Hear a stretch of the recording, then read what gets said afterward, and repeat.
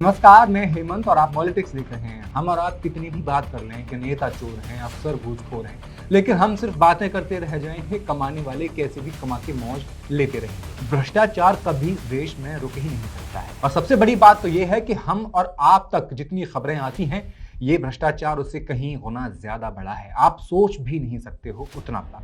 पिछले कुछ सालों में 10,000 करोड़, 50,000 करोड़ के घोटाले सुन सुनकर, लाखों करोड़ों के घोटाले सुन सुनकर अब 100-200 करोड़ के घोटाले तो ऐसे लगते हैं कि चलो छोड़ो, इतना तो नेताओं का हक बनता है। एक लेखपाल को 25,000 महीने का मिलता है, दिन भर गर्मी में खेतों के चक्कर लगाता है। वो अगर 400-500 रुपए किसी से घूस ले ले तो शाम तक उसकी नौकरी चली जाती है।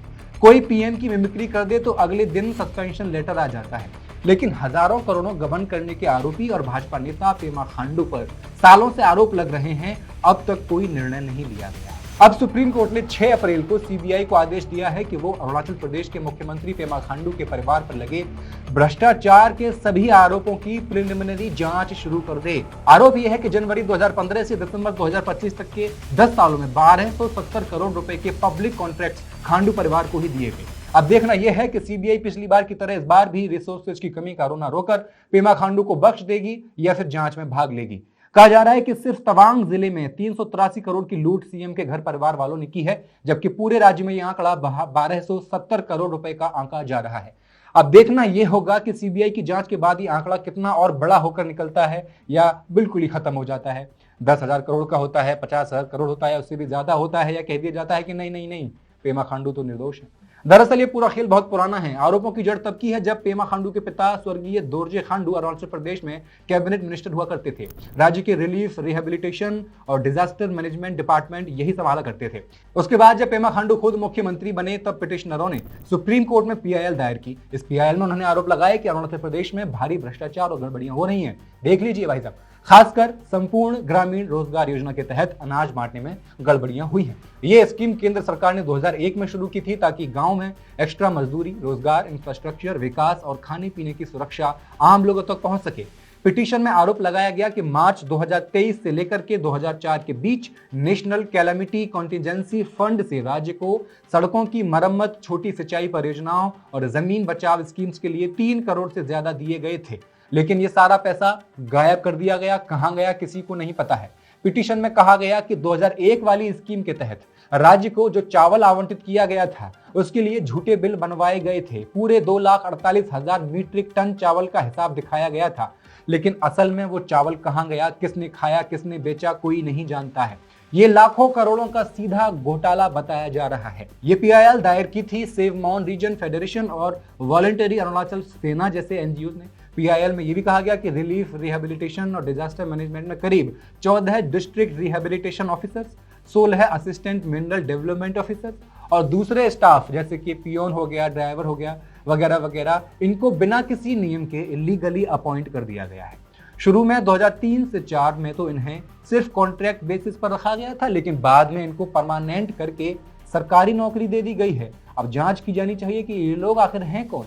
इसी तरह जब Dorje Khandu mines and minerals department के मंत्री थे तब उन्होंने एक एग्जीक्यूटिव ऑर्डर निकाल करके 14 नए पद गढ़ दिए थे और उन पर भी इलीगल अपॉइंटमेंट्स कर दी थी, ऐसे आरोप हैं। मतलब परिवार का राज था, जिसको चाहो नौकरी दो, जिसको चाहो पैसा दो, कोई पूछने वाला नहीं था। टेंडर वेंडर सब ऐसे ही बांटे जा रहे थे। पीआईएल में आखिर में सीबीआई या एसआईटी से जांच कराने की मांग भी की गई थी।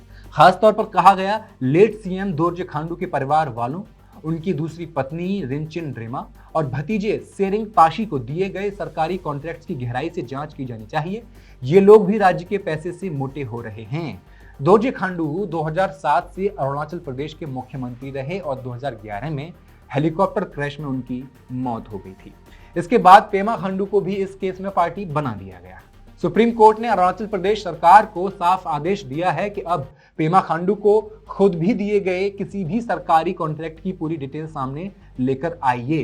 पिटीशन में लिखा था कि इस डिपार्टमेंट के मंत्री दोरजे खांडू थे, जो बाद में मुख्यमंत्री भी बने और 2011 तक ये पद संभालते रहे। उनके कार्यकाल में बहुत घोटाले हुए। उसके बाद उनका बेटा पेमा खांडू ने चार्ज संभाल लिया, जो आज अरुणाचल प्रदेश के मुख्यमंत्री भी हैं। कोर्ट के लिए यह बेहद गंभीर बात है कि सिर्फ कुछ चुनिंदा फर्म्स जो खुद मंत्री और उनके परिवार वालों की हैं, उनको इतने सारे वर्क ऑर्डर्स कैसे दिए जा रहे हैं। इसके अलावा तवांग के animal husbandry and dairy development cooperative society में भी 50 लाख रुपए की भारी गड़बड़ी का आरोप लगाया गया। कहा गया कि इस सोसाइटी का चेयरमैन खुद दोरजे खांडू का बेटा था और ये सोसाइटी असल में कागजों पर ही थी, प्रैक्टिकल में इसका कोई अस्तित्व था नहीं। फिर भी इसके नाम पर 50 लाख कैसे हड़प लिए गए। पूरी पीआईएल आरोपों से भरी पड़ी है। तवांग टाउनशिप में सड़क नेटवर्क को सुधारने के और अपग्रेड करने के प्रोजेक्ट्स आधे अधूरे छोड़ दिए गए। पानी की सप्लाई स्कीम में गड़बड़ी हुई। मिसाल के तौर पर 2 करोड़ रुपए से ज्यादा के कॉन्ट्रैक्ट्स बिना कोई नोटिस निकाले, बिना टेंडर बुलाए सीधे सीधे अपने लोगों को दे दिए गए। एक और बड़ा उदाहरण यह है कि पेमा खांडू की अपनी कंपनी ब्रांड ईगल्स को पानी की सप्लाई स्कीम के तहत 9 करोड़ 47 लाख रुपए का कॉन्ट्रैक्ट थमा दिया गया। केंद्र सरकार की पीएम ग्रामीण सड़क योजना के तहत जो आए फंड्स थे उनका गलत इस्तेमाल किया गया। बौद्ध भाषा और साहित्य को बढ़ावा देने के लिए सोसाइटी बनी थी, यह पैसा वहां खर्च होना चाहिए था। पीएम ग्रामीण सड़क योजना के कॉन्ट्रैक्ट्स दोरजे खांडू के बेटों को दिए गए, जिनकी रकम 1 करोड़ 55 लाख से लेकर 24 करोड़ 96 लाख रुपए तक की थी। जबकि बौद्ध भाषा वाली सोसाइटी के पैसों को तवांग पब्लिक स्कूल में डाल दिया गया, वो भी खांडू परिवार का ही था स्कूल। लेकिन कोर्ट में अरुणाचल प्रदेश सरकार ने क्या कहा है जानते हैं। लेकिन कोर्ट में अरुणाचल प्रदेश सरकार ने सारा केस ड्यू प्रोसेस का दुरुपयोग बता दिया और कहा कि यह मुद्दा सिर्फ एक जिले तक सीमित है, पूरे राज्य का नहीं है। उन्होंने पीआईएल में लगाए गए सारे आरोपों को सिरे से खारिज कर दिया और कहा कि यह पूरा केस पॉलिटिकली मोटिवेटेड है, सिर्फ बनावटी और जंगली आरोपों से भरा हुआ है। लेकिन डबल इंजन की सरकार में यह संभव कैसे है, आप बताइए। केंद्र सरकार पर विपक्ष ईडी सीबीआई का दुरुपयोग करने का आरोप लगाता रहता है, न्यायपालिका के निष्पक्ष होने पर भी सवाल उठते रहते हैं। ऐसे में अरुणाचल की बीजेपी सरकार के पीछे सीबीआई क्यों लगाई गई है और राज्य सरकार इसे पॉलिटिकली मोटिवेटेड भी क्यों कह रही है। तो क्या अरुणाचल और केंद्र के बीच किसी बात को लेकर तनातनी चल रही है। जबकि 19 जुलाई 2024 को सीबीआई और मिनिस्ट्री ऑफ होम अफेयर्स ने भी अपने जवाब में पीआईएल के आरोपों से इनकार कर दिया था। जब सीबीआई से जांच के लिए कहा गया तो सीबीआई मुकर गई थी। सीबीआई ने कहा कि वो एक स्पेशलाइज्ड एजेंसी है जो पब्लिक सर्वेंट्स और पीएसयू से जुड़े भ्रष्टाचार के बड़े बड़े घोटालों की जांच करती है। अगर इस मामले में और हमने जांच की तो हमारे लिमिटेड रिसोर्सेज पर बहुत बोझ पड़ जाएगा। अरुणाचल प्रदेश के कई जिलों में जांच के लिए भारी मैन पावर और रिसोर्सेज की जरूरत पड़ेगी। इतने बड़े भौगोलिक क्षेत्र में जांच करना उनके लिए मुश्किल होगा। इसके बाद सीबीआई और केंद्र की सफाई को सिस्टम की मिली भगत के रूप में देखा जा रहा था। हो सकता है सीबीआई जानबूझकर बहाने बना रही हो ताकि खांडू परिवार बच जाए, क्योंकि ऐसा हो ही नहीं सकता कि आप सीबीआई को आदेश दें और सीबीआई बोल दे कि हम नहीं कर रहे। अब ये भी जान लीजिए आप, हालांकि 2010 के फैसले में सुप्रीम कोर्ट ने चेतावनी दी थी कि सीबीआई को जांच सौंपने का आदेश बहुत ही एक्सेप्शनल सिचुएशंस में होना चाहिए, नहीं तो सीबीआई पर केसों का बोझ बढ़ जाएगा। ठीक है, लेकिन यहां तो बात हजारों करोड़ की परिवारवादी लूट की है ना।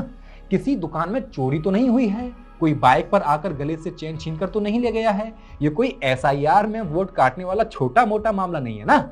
एक स्टेट के सीएम पर घोटाले के आरोप लग रहे हैं, हजारों करोड़ों का मामला हो सकता है। उस परिवार का मामला है जो 2010 से ही भ्रष्टाचार के आरोपों से लड़ रहा है।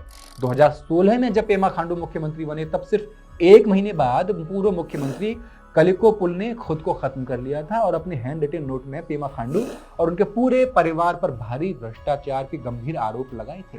पुल की विधवा ने भी नोट जारी किया था, लेकिन आज तक उस नोट पर कोई जांच नहीं हुई। अब 2024 की इस पीआईएल ने उन पुराने आरोपों को फिर से जिंदा कर दिया था, तो तभी सीबीआई की जांच हो जानी चाहिए थी, वो क्यों नहीं हुई। अरुणाचल सरकार ने कोर्ट के सामने 2015 से 25 तक मुख्यमंत्री की पत्नी, भतीजे और दूसरे परिवार वालों की कंपनीज को दिए गए सारे कॉन्ट्रैक्ट्स की डिटेल्स दे दी, लेकिन उसमें सिर्फ तवांग जिले के कॉन्ट्रैक्ट्स की डिटेल्स थी, जबकि पूरे अरुणाचल प्रदेश में 38 जिले हैं। सरकार के वकील ने कोर्ट में क्या बहाना बनाया कि चूंकि पेमा खांडू तवांग के रहने वाले हैं, इसलिए तवांग जिले के कॉन्ट्रैक्ट्स ही सबसे ज्यादा रेलेवेंट हैं। ये आपने कैसे डिसाइड कर लिया। कोर्ट ने इस बचकाने बहाने को नहीं माना और राज्य सरकार को पूरे राज्य का कॉम्प्रिहेंसिव काउंटर एफिडेविट दाखिल करने का आदेश दे दिया। अगली सुनवाई 3 फरवरी 2026 को तय कर दी थी। अब क्या हुआ, इसके बाद भी सिर्फ तवांग जिले की जो डिटेल सामने आई थी वो खुद में काफी हैरान करने वाली थी। सिर्फ तवांग में 2012 से 23 के बीच 4 कंपनीज को 146 वर्क कॉन्ट्रैक्ट्स दिए गए, जिनकी कुल रकम 383 करोड़ 74 लाख थी। इनमें से 2 कंपनीज खुद मुख्यमंत्री पेमा खांडू की पत्नी सेरिंग डोलमा की हैं, एक कंपनी उनके भाई ताशी खांडू की है और एक उनकी भाभी निमा ड्रेमा की भी है। सुप्रीम कोर्ट ने यह भी नोट किया कि तवांग जिले में 95% कॉन्ट्रैक्ट्स 95% खांडू या उनके परिवार से जुड़ी फर्म्स के लोगों को ही दिए गए हैं। इन सारे कॉन्ट्रैक्ट्स में से 59 काम सीधे वर्क ऑर्डर के जरिए दिए गए, जिनकी कुल रकम 16 करोड़ 83 लाख रुपए थी। यानी इनमें कोई टेंडर तक नहीं निकाला गया, न किसी को ऑक्शन के लिए बुलाया गया। और सबसे शर्मनाक बात यह है कि इनमें कम से कम 11 वर्क ऑर्डर्स 50 लाख रुपए की लिमिट से ऊपर थे, जो 2020 में तय की गई थी लिमिट। 2020 में सरकार कह रही थी कि 50 लाख तक का ठेका बिना टेंडर के देकर लोकल प्रोफेशनल्स और छोटे उद्यमियों को मौका मिलेगा उससे। लेकिन हुआ क्या? सारे अपने परिवार को ही थमा दिया। प्रशांत भूषण ने कहा कि सिर्फ तवांग जिले में पिछले 10 सालों में 188 करोड़ रुपए के 31 बड़े कॉन्ट्रैक्ट्स परिवार को दे दिए गए हैं। लगभग हर टेंडर में सिर्फ 2 कंपनीज भाग लेती हैं जब बोली लगती है तो, एक सीएम की कंपनी और दूसरी कोई और आ जाती है। अब चालाकी देखिए, दूसरी कंपनी जितनी बिड लगाती है सीएम की कंपनी उससे 0.01% कम भाव लगाती है और काम उसी को मिल जाता है सीएम की कंपनी को। अच्छा, कैग ने भी अपनी रिपोर्ट में कह दिया था कि चावल ढोने के लिए हेड लोडर्स को भारी भरकम पैसे दिए गए थे, जबकि आसानी ये होती कि ट्रकों से माल ले जाना और लाना पड़ता, वो सस्ता पड़ता। कुल मिलाकर आरोप ये है कि उनकी पत्नी की कंपनी ब्रांड ईगल्स को कंस्ट्रक्शन के काम सौंपे गए। साथ ही उनके भतीजे सेरिंग ताशी, जो तवांग से एमएलए भी हैं और अलायंस ट्रेडिंग कॉर्पोरेशन के मालिक भी हैं, उन्हें भी बिना किसी ठीक प्रोसेस के कॉन्ट्रैक्ट थमा दिए गए। ठीक है, ये सारे आरोप हैं। अकेले तवांग में मुख्यमंत्री की पत्नी की कंपनियों को 209 करोड़ रुपए के 42 कॉन्ट्रैक्ट्स दिए गए। उनके भाई की कंपनी ने 29 करोड़ के 13 ऑर्डर्स लिए और उनके भाई की पत्नी की कंपनी ने 91 ऑर्डर्स के जरिए 145 करोड़ से ज्यादा की रकम अपनी झोली में डाली। ये सारे आरोप भी हैं। सबसे चौंकाने वाली बात यह है कि इनमें से 59 कॉन्ट्रैक्ट्स ऐसे थे जिनके लिए कोई टेंडर नहीं निकाला गया। कोर्ट में प्रशांत भूषण ने एक आंकड़ा पेश किया है। देखो, पिछले 10 सालों में कुल 1270 करोड़ रुपए के ठेके उन कंपनीज को दिए गए जो सीधे तौर पर या तो मुख्यमंत्री की पत्नी की हैं, या उनकी खुद की हैं, या फिर उनकी मां की हैं। जब जस्टिस नाथ ने सवाल किया कि आखिर आप चाहते क्या हैं इस मामले में, तो भूषण जी ने कहा कि सीबीआई जांच कराई जाए। उन्होंने अदालत को बताया कि सिर्फ 4 नहीं है, बल्कि कुल मिलाकर ऐसी 15 फर्में हैं जिनकी गहन जांच होनी बेहद जरूरी है। यानी जो आंकड़ा 1270 करोड़ का लग रहा है वो और भी कई गुना बड़ा हो सकता है। 6 अप्रैल 2026 को सुप्रीम कोर्ट ने सीबीआई को शुरुआती जांच के आदेश दे दिए। अब सीबीआई को 16 हफ्ते के भीतर अपनी स्टेटस रिपोर्ट कोर्ट को सौंपनी है। ये खांडू के राजनीतिक करियर का अब तक का सबसे बड़ा मुश्किल वाला दौर साबित होने जा रहा है, हो भी सकता है। अब आप हमें कमेंट सेक्शन में लिखकर बताएं कि क्या सीबीआई जांच करेगी या फिर पिछली बार की तरह मना कर देगी, और अगर करेगी तो क्या ये जो आंकड़ा है 1270 करोड़ रुपए का, ये ज्यादा होकर के आएगा सामने या कम होकर के आएगा, या फिर अरुणाचल प्रदेश की सरकार गिर जाएगी। पॉलिटिक्स को सब्सक्राइब भी कर दीजिए। बहुत बहुत धन्यवाद।